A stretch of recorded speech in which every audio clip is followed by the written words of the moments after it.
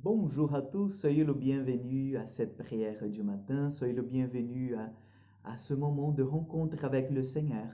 Donc nous allons déjà faire le signe de la croix pour commencer notre moment. Au nom du Père, du Fils et du Saint-Esprit. Amen. Je vous salue Marie, pleine de grâce. Le Seigneur est avec vous, vous êtes bénie entre toutes les femmes, et Jésus, le fruit de vos entrailles, est béni. Sainte Marie, Mère de Dieu, priez pour nous pauvres pécheurs, maintenant et à l'heure de notre mort. Amen. Notre-Dame de Lourdes, priez pour nous. Nous allons prendre l'évangile de Luc, chapitre 8, versets 1 au 3. En ce temps-là, il arriva que Jésus, passant à travers les villes et les villages, proclamait et annonçait la bonne nouvelle du règne de Dieu. Les 12 l'accompagnaient, ainsi que des femmes qui avaient été guéries de maladies et d'esprits mauvais. Marie, appelée Madeleine, de quelle étaient sortis 7 démons, Jeanne, femme de Cousa, intendant d'Hérode, Suzanne et beaucoup d'autres qui le servaient en prenant sur leurs ressources. Acclamons la parole de Dieu.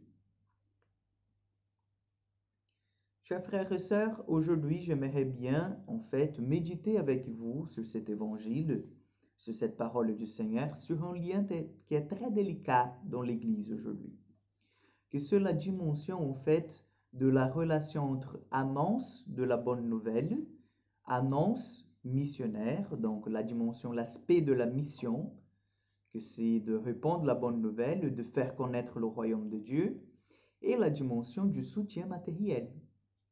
Aujourd'hui, nous avons bien vu que Jésus, il est passé de village en village en prêchant la parole de Dieu, et les 12 disciples, les 12 hommes qu'il avait appelés, le suivaient. Donc, nous comprenons par cette lecture qu'il n'avait pas la possibilité que Jésus ait un métier fixe. Nous ne pouvons pas penser à Jésus comme un professeur.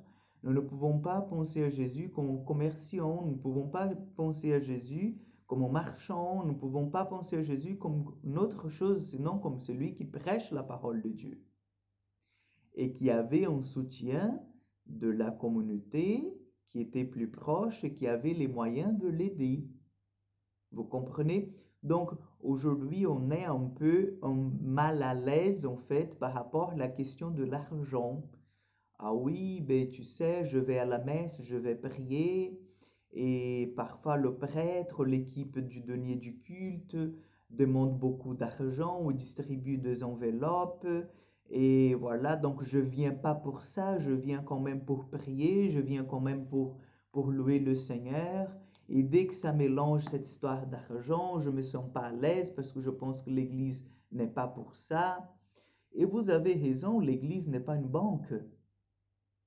Ce n'est pas le but de l'Église lorsque Jésus l'a fondée d'être une banque. Mais vous savez bien que nous vivons dans un monde où le matériel, il a aussi son importance, puisque nous sommes faits aussi de matière.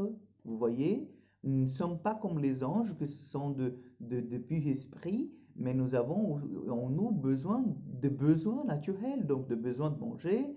Nous avons besoin de choses routinières et quotidiennes de la vie.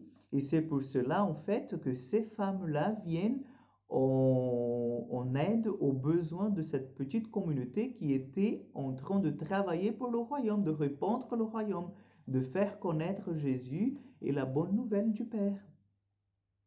Donc, nous ne pouvons pas être mal à l'aise lorsque nous sommes appelés à faire un don de ce que le Seigneur nous a donné, qui est le fruit de notre travail.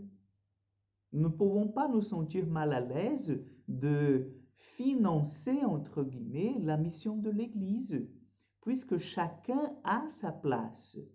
Si vous êtes empêché d'annoncer l'Évangile pendant toute la journée parce que vous avez votre travail, votre famille, vous pouvez aider directement dans cette annonce de l'Évangile à travers votre don, en subvenant aux besoins matériels et spirituels aussi, bien sûr, de ceux qui ont consacré leur vie à cela.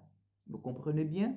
Donc, demandons aujourd'hui que l'Esprit Saint nous aide à entrer dans cet aspect qui est si délicat aujourd'hui dans notre Église, que c'est l'aspect de l'aide matérielle. Donc, que le Seigneur nous aide à comprendre que nous avons besoin de nous aider, nous avons besoin en fait de nous souder comme famille chrétienne et qu'il nous aide toujours, toujours, toujours à voir quels sont les besoins de personnes qui se consacrent à l'annonce de l'Évangile. Le Seigneur soit avec vous. Que Dieu Tout-Puissant vous bénisse et vous garde, le Père, le Fils et le Saint-Esprit. Amen. Que Dieu vous bénisse et à demain pour encore une prière du matin.